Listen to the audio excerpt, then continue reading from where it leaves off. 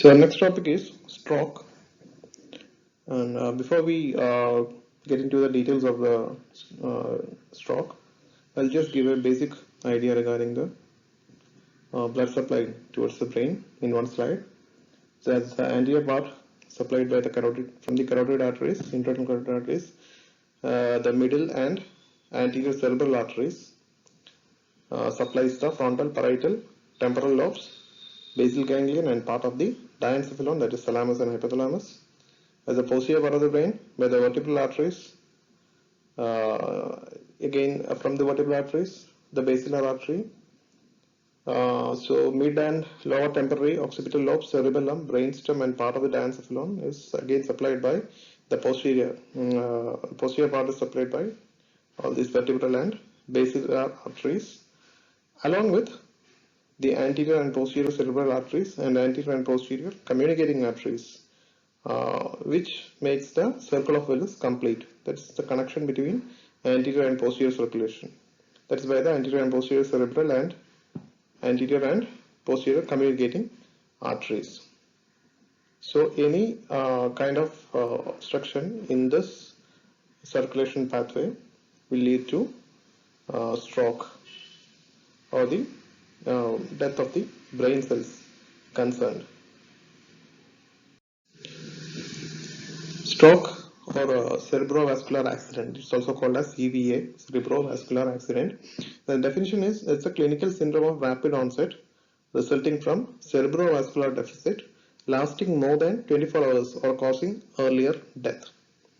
So it indicates cerebrovascular deficit. That means the blood supply towards the brain is altered. So either partially obstructed or it's completely obstructed.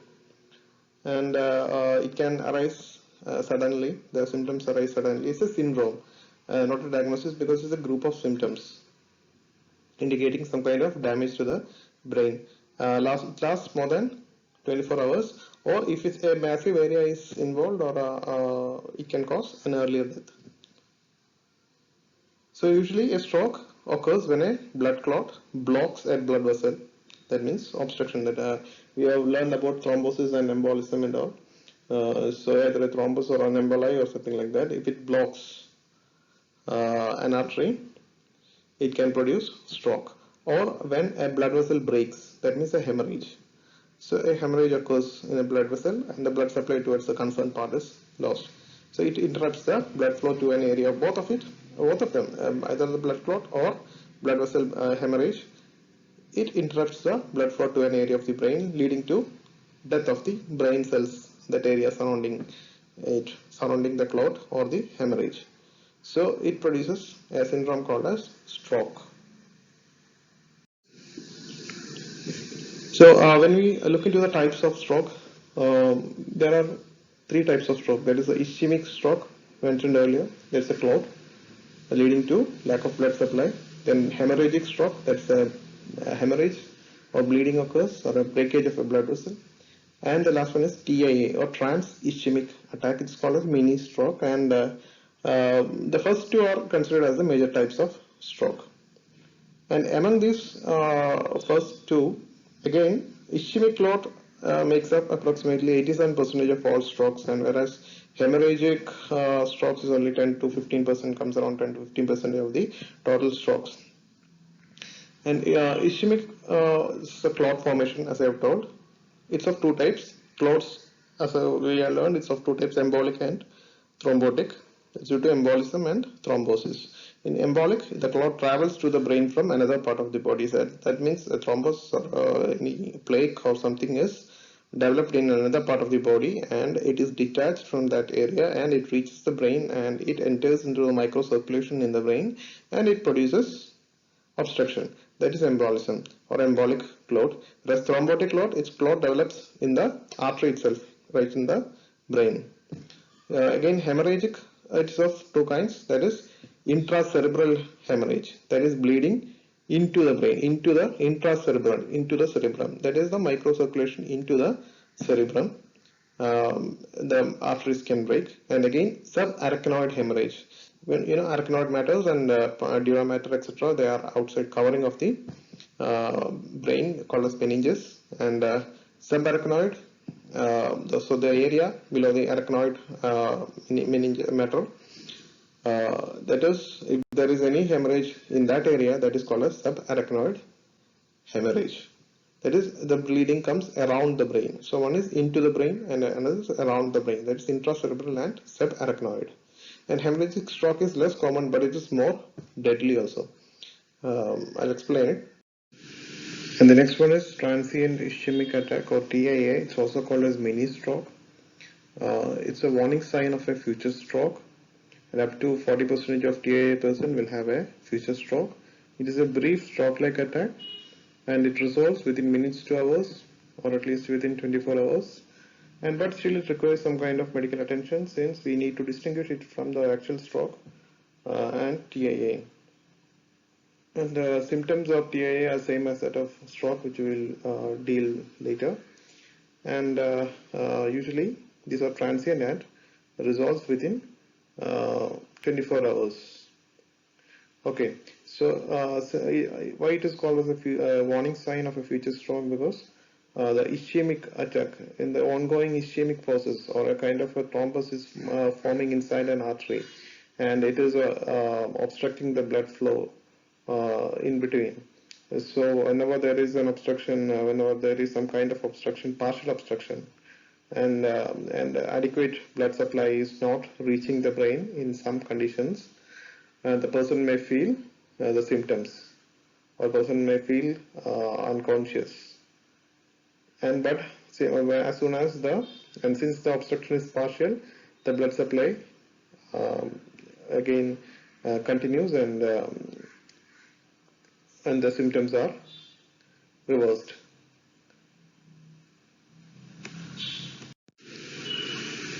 So here in this illustration, you can see ischemic stroke that is occurring to an area, and it's a clot occluding the artery.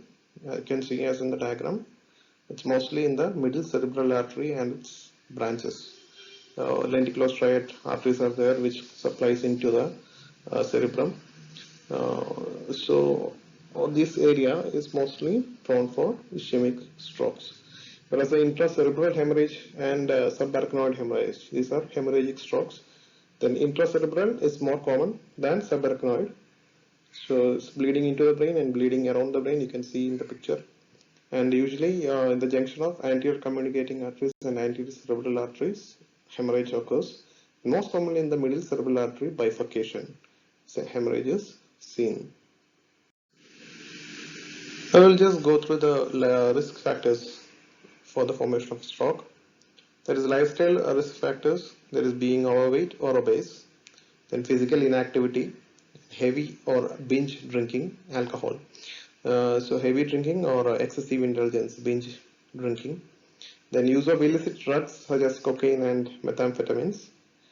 Again, potentially treatable risk factors include high blood pressure. It's always a risk of hemorrhage. Then cigarette smoking or exposure to secondhand smoke, that is passive smoking, exposure to smoke. High cholesterol, again chances of an ischemia. Then diabetes, obstructive sleep apnea, there is a sleep disorder in which the oxygen level drops intermittently during the night. And cardiovascular diseases, moreover, it's including the heart failure or heart defects or any kinds of infection or any kinds of arrhythmia or abnormal heart rhythms. So all these are the major factors or the risk factors associated with stroke. So other risk factors include personal or family history of stroke.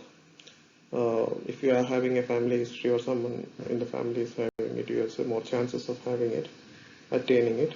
Then heart attack or advanced ischemic attack is seen. Then being age 55 or older is always susceptible for a stroke. And if you have seen the race, it is an African American, they have a high risk of stroke. And in gender, men have a high risk of stroke than women.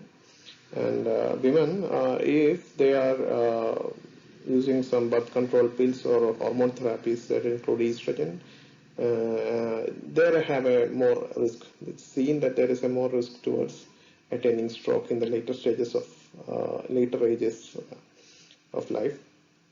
And then as well as from pregnancy and childbirth also, there's an increased risk of stroke. So now we'll learn about ischemic stroke.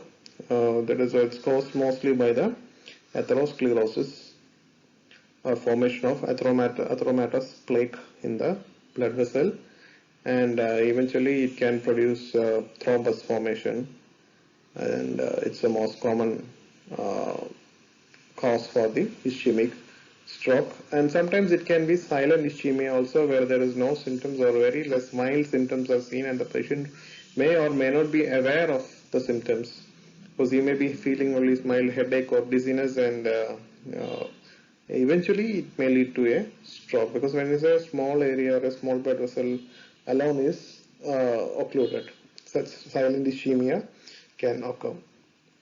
Then lacular strokes are the most common type of cerebral thrombotic strokes.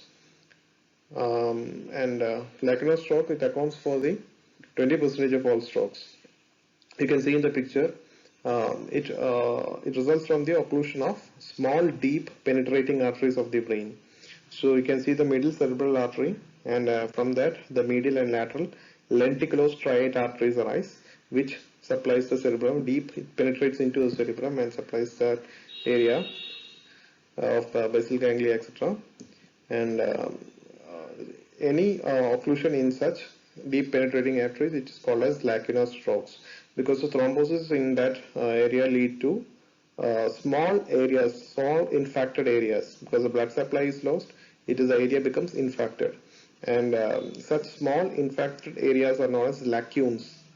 And lacunes are the most indicating in radiology. Presence of lacunes show infected areas in the brain. Clinically, it manifested as lacunar syndromes.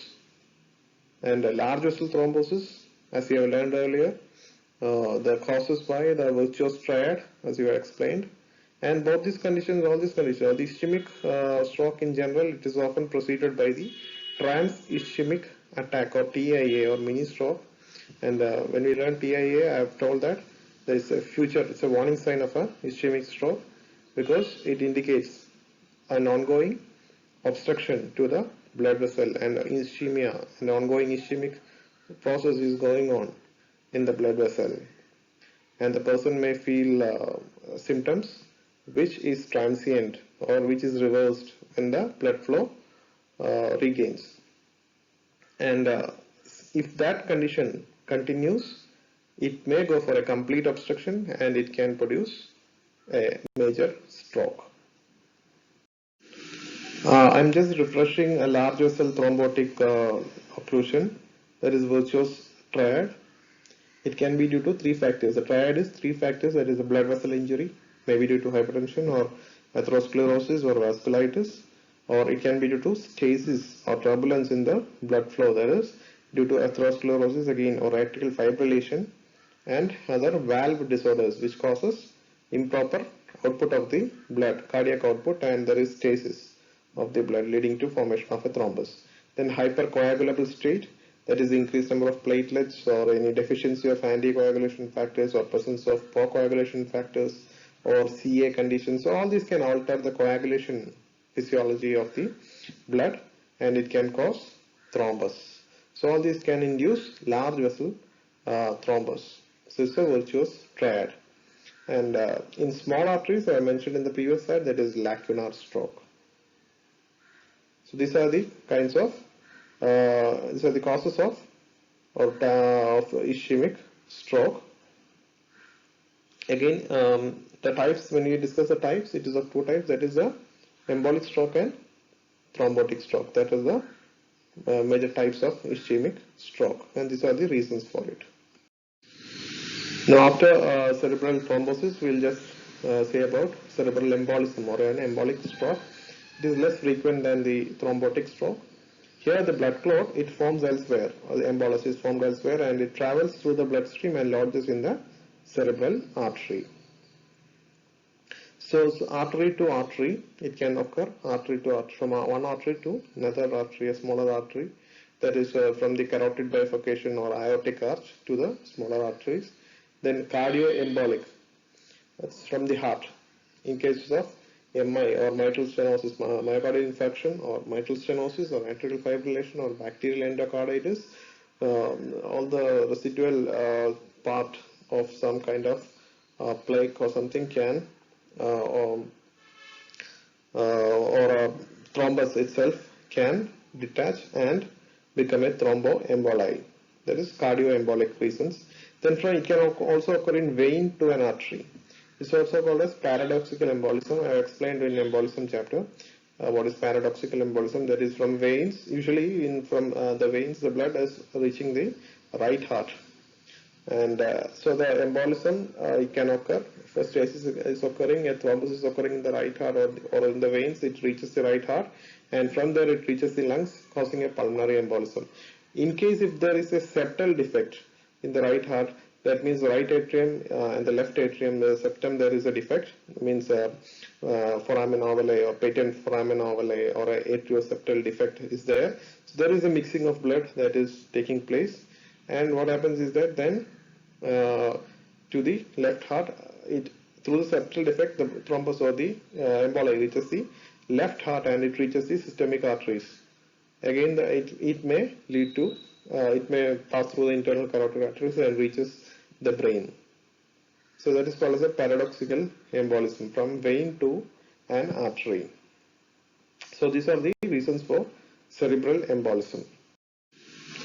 And we will continue with the features of thrombotic stroke. It is less severe and slow progressive. The onset takes during days or during sleeping or rising up. It is usually seen in elderly persons, and there is a preservation of consciousness, and recovery is gradual in case of thrombotic stroke, and there is no seizures or headache seen in thrombotic stroke. This is very important. Whereas in hemorrhagic stroke, you can see the headache is a symptom, and it is also sudden in case of hemorrhagic stroke. So evident atherosclerosis is present, and there is a history of prodromal TIA or trans-ischemic attack.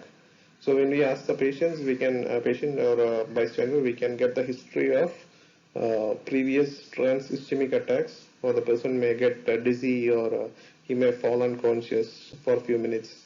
So that's the history of TIA. So these are the features of thrombotic stroke. So in embolic stroke, the development is abrupt. Of a complete stroke in few seconds it happens. Rapid onset, within minutes or hours, it can occur at any time. That means whenever the emboli suddenly gets obstructed, it can happen. So it can occur at any time. So there is a relative preservation of consciousness here also. So it can occur in any age. There is a localized headache and seizures present in embolic stroke, and there is no history of prodromal TIA because the obstruction is sudden. So I have already mentioned that stroke is actually, it is a syndrome. That means it's a group of symptoms are seen depending on the area and the blood vessels, etc., which is affected. And Lac Nostro stroke, I'll just mention some symptoms of the Lac Nostro stroke. That is, pure motor hemiparesis is seen. That is motor hemiparesis. That's weakness or paralysis of the face, arm, or leg, facial group, etc. can be seen. Or pure sensory syndrome can be seen. That is, there is an abnormal sensation in the body. Then sensory motor stroke is symptoms can be seen. That is weakness and paralysis and loss of sensation. Both are seen. Then ataxic hemiparesis can be seen. Ataxia is imbalance or coordination imbalancing, lack of coordination balancing of the body. There is weakness and clumsiness in the arms or leg unseen. Then dysarthria, clumsy hand, or dysarthria is inability to pronounce the words or form the words, and clumsy hand movements are also seen. These are the symptoms which are generally seen in lacular strokes. In a large vessel thrombosis symptom, there is a weakness or paralysis of your arm, leg, or face, or one half of the body. That is hemiparesis. Again, numbness or loss of sensation on one side of your body is seen, and here the loss of part of your vision in one or both eyes is being altered. Then there are balancing problems which can affect walking, standing, staying, and upright, and while sitting also balancing problems can occur, and difficulty finding the right word to say is usually seen. and difficulty speaking clearly. These are 3R. And finding the right word to say or understanding what you hear or read, aphasia. All these are seen, and there is a loss of coordination also seen in large vessel thrombosis in general.